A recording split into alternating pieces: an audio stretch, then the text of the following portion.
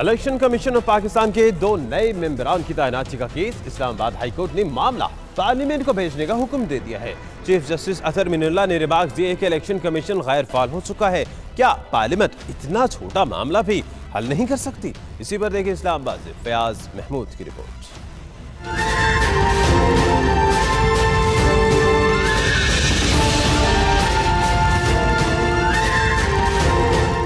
Election commission के 2 मेंबरान की तैनाती के मामले में नया मोड़। इस्लामाबाद हाईकोर्ट ने बॉल पार्लियामेंट के कोर्ट में फेंक दी। इस्लामाबाद हाईकोर्ट ने इलेक्शन कमीशन के 2 नए मेंबरान की तैनाती का मामला पार्लियामेंट को भेजने का हुक्म दे दिया। अदालत का कहना है कि स्पीकर कौमी असम्बली और चेयरमैन सेनेट डेडलॉक को खत्म कराएं और इलेक्शन कमीशन को गैर फाल होने से बचाएं। अदालत इस हवाले से तहरीरी हुक्म जारी करेगी। मामले पर वफाक ने जवाब अदालत में जमा करा दिया और अदालत से इस्तदा की कि सुप्रीम कोर्ट का फैसला होने तक समाअत मुलतवी कर दी जाए।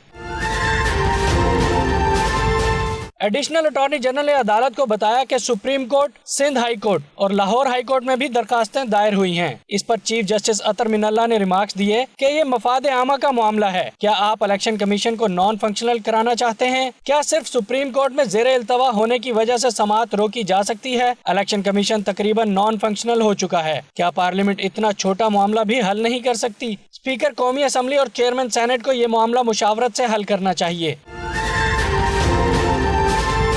अदालत ने इस्तफसार किया कि क्या वफाकी हुकूमत अभी तक डेडलॉक का दिफा करना चाहती है? आईनी इदारों को नॉन फंक्शनल नहीं होना चाहिए। क्या हुकूमत ये चाहती है? इस पर एडिशनल अटॉर्नी जनरल ने कहा कि इन्हें वफाकी हुकूमत से हिदायत लेने की इजाजत दी जाए। जस्टिस अतर मिनुल्लाह का कहना था कि पार्लियामेंट पर एतमाद है, वो इस मामले को हल करेगी। कौन कहेगा कि पार्लियामेंट के फोरम पर यह मामला हल नहीं होना चाहिए?